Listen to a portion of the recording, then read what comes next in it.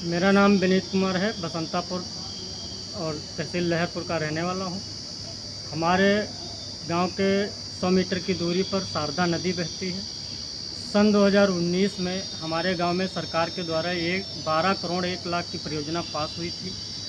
पिछली सन 2024 में और सन 2022 में एक ड्रेजिंग की गई थी, जिस ड्रेजिंग की वजह से जो है कोल्हूपुरवा गाँव सन 2024 में कट गया और इस बार भी जो है वही जगह पर ड्रेजिंग की गई है। और स्थिति ये है कि जो ड्रेजिंग हुई है और जो नदी की मेन धारा है। ड्रेजिंग क्या है? अरे ड्रेजिंग ये है कि नदी की धार को मोड़ने का जो काम किया जाता है कि नदी को इस ओर से दूसरी तरफ शिफ्ट करने वाले काम को ड्रेजिंग कहते हैं। और उस जो है यानी धार को मोड़ने का जो इन्होंने इस बार काम किया है वो पूरा सक्सेस नहीं है, क्योंकि इनका जो 10% पानी सिर्फ ड्रेजिंग में जा रहा है और बाकी पूरी धार बसंतापुर गांव की तरफ आ रही है। सन 2019 में जो काम हुआ था स्टेट निर्माण परियोजना का बसंतापुर की सुरक्षा के लिए, उस सन 2024 में जो है शारदा नदी ने उस परियोजना के 3 स्टेट काट दिए थे। कम से कम 150 मीटर की अपहरण कटी थी। और इस बार सरकार के द्वारा जो है 460 मीटर की परियोजना कोल्हूपुरवा में पास कर दी गई।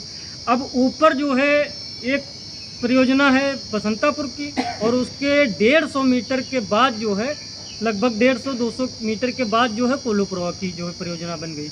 अब ये इस तरह से हो गया कि इस तरफ बसंतापुर की और इस तरफ कोल्हूपुरवा के बीच का हिस्सा एक खाली पड़ा हुआ है, ना उसमें कोई काम हुआ है, बिल्कुल कच्चा है। और जब नदी की धार ये बिल्कुल आ रही सामने और जब वो धार जो है इस बीच वाले हिस्से में लड़ेगी तो यहीं पर बैकरोलिंग लेगी, मतलब चकाई मॉडल जो है नाचेगा पानी। और फिर जो भी काम इन्होंने कोल्हूपुरवा में किया है उस काम को अंदर लेते हुए नदी 50 मीटर अंदर घुसेगी और फिर गोपालपुर और कोल्हूपुरवा गांव को पूर्ण रूप से काट करके बाहर ले जाएगी। तो डीएम साहब से आप लोगों की मुलाकात हुई, क्या कहा है उन्होंने? डीएम साहब से हम लोगों की मुलाकात हुई है। उन्होंने बताया है कि जो हिस्सा छूटा है वहाँ पर काम करवाएंगे, लेकिन अब देखना है क्योंकि हम लोग 15 दिन पहले भी जिला अधिकारी के वहाँ एक चिट्ठी दे गए, लेकिन अभी तक कोई काम नहीं हुआ है, क्योंकि सिंचाई विभाग की जो अधिशासी अभियंता हैं वो किसी की नहीं सुनते।